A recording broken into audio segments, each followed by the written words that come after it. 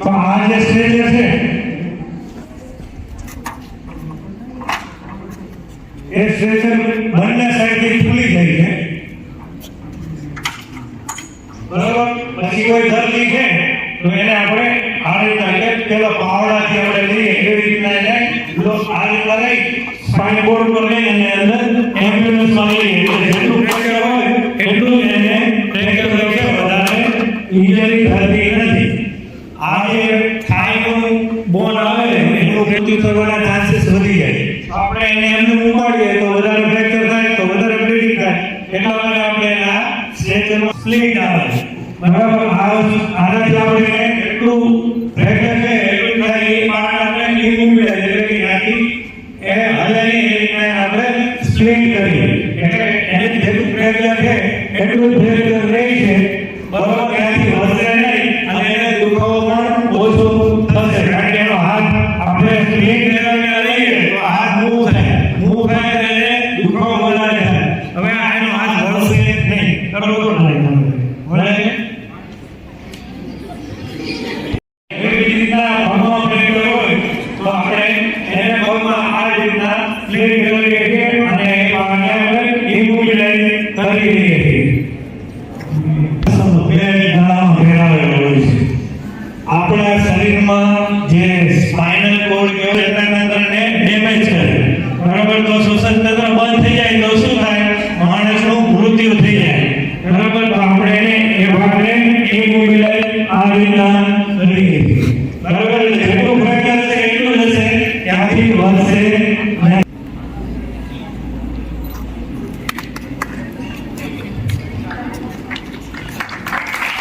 આ બહુ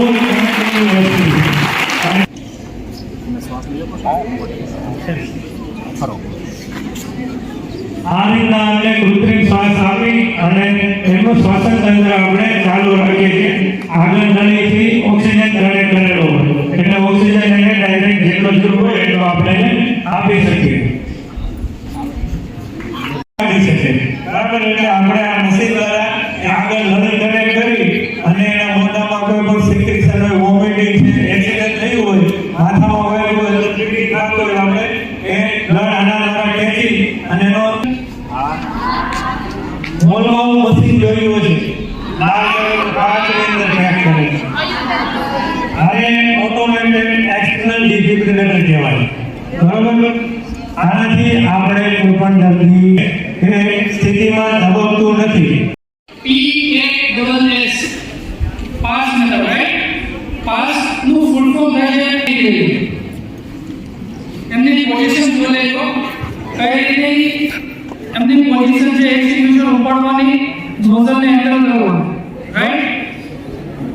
P A પછી આવે છે બે S, એમાં પહેલો S સ્ક્વીઝ. સ્ક્વીઝ એટલે દબાવવું, જે ઓપરેટિંગ લીવર છે એને દબાવવામાં આવે છે. અને લાસ્ટ S છે સ્ક્વીઝ.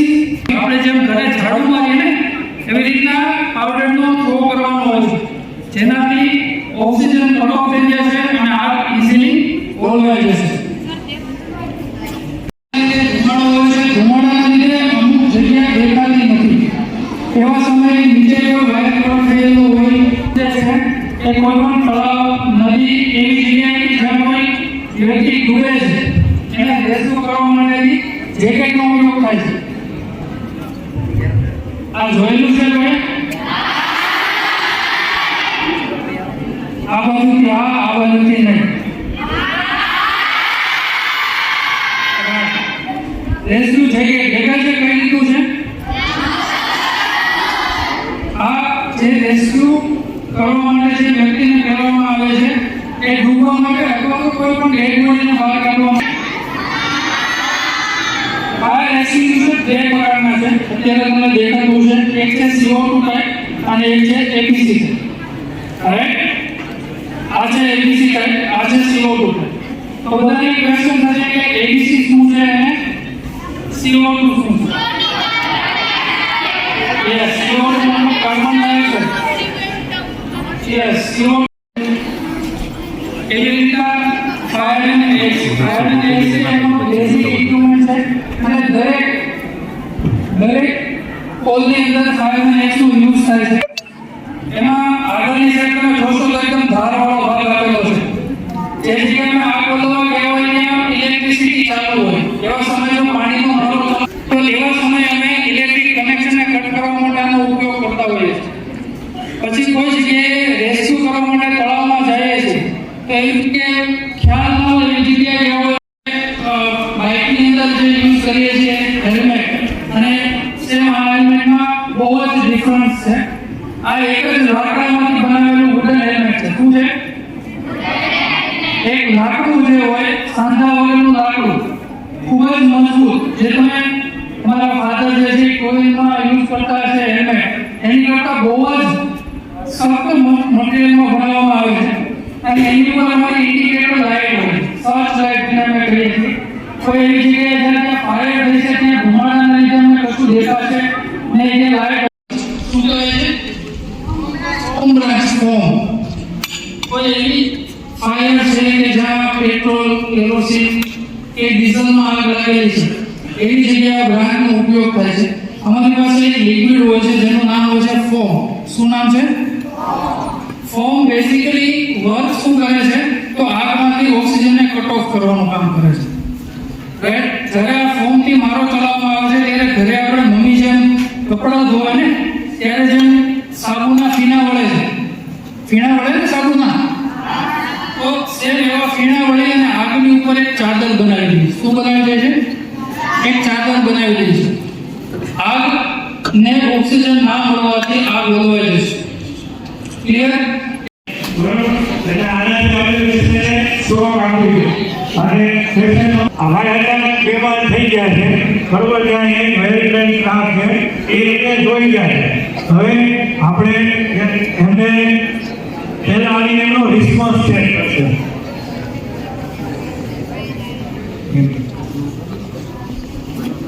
સીધી જોડો દર્દીની અંદર નથી બેસવાનું. બરોબર. એનો રિસ્પોન્સ ચેક કરે છે. અત્યારે કોઈ રિસ્પોન્સ આપતા નથી.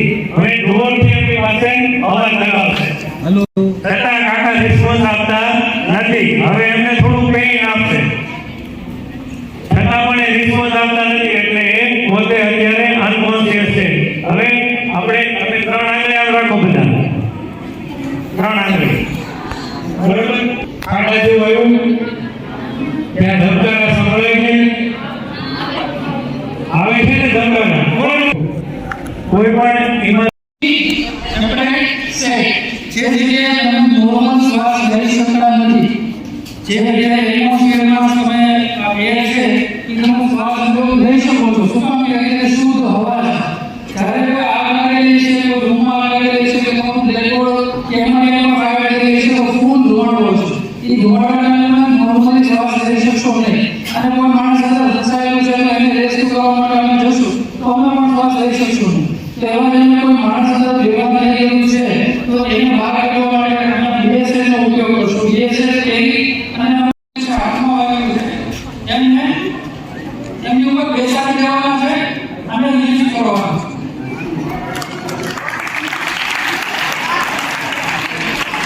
એક જગ્યાએ બીજી જગ્યાએ આવવાનું લઈ શકશો અમે. એક જ હાથ. બેસી જાઓ. રાઈટ. આવો.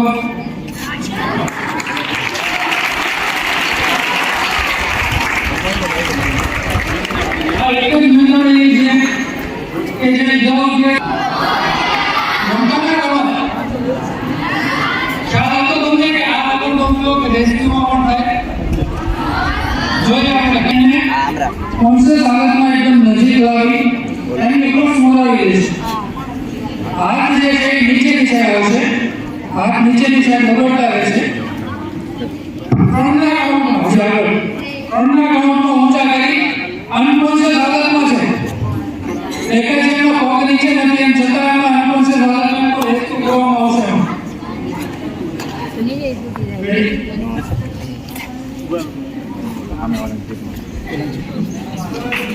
માણસ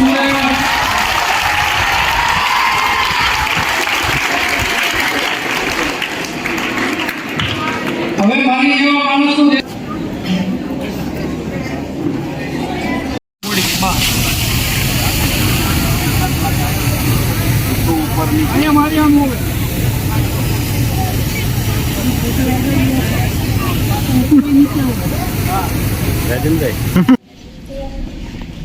આગળ આવી બીજું સર્ચ કરવાનું છે. બેન વેલોની ઝીરો કરવાનો છે. ઓલે કે હું એકાઉન્ટ નીચે આવેલી કાર્ડની નીચે વ્યક્તિને દેવાનું છે, જેનાથી એ વ્યક્તિની ઓળખ થશે અને એના કોઈ પણ સગા સંબંધી વાળા જે કોઈ પણ વ્યક્તિ છે એનો કોન્ટેક્ટ લઈને વ્યક્તિને બોલાવવામાં આવશે. ત્યાર પછી એને હેડ ઇન્જરી છે કે નહીં ચેક કરવામાં આવશે, માથામાં કે વાગેલું છે કે નહીં. એવું નથી પછી ફાયરમેન લિફ્ટ માટે ઓવર હેન્ડ કરી સાઈડ કરવાના રહેશે થોડા. ત્યાર પછીની મેથડ એને પોતાની સાઈડ પુશ કરી ઊભા કરવાના રહેશે. ત્યાર પછી તમારી બાજુ ફેરવી એમના બંને પગની વચ્ચે થોડી જગ્યા કરી તમારા હાથ અંદર મૂકી અને પોતાના ખંભા ઉપર એને લઈ લેવાના રહેશે. તમે એનો બીજો હાથ જોશો તો બીજો હાથ એમનો કમર ઉપર છે, દેખાશે બધાને? બીજો હાથ એમનો કમર ઉપર છે. શું કામ એ કમર ઉપર છે? કે અત્યારે ભાઈ છે કોન્શિયસ છે, ભાઈ છે ભાનમાં છે, પણ ક્યારે બેભાન થઈ જાય એનું બ્લીડિંગ કેટલું થયું છે આપણને ખ્યાલ નથી.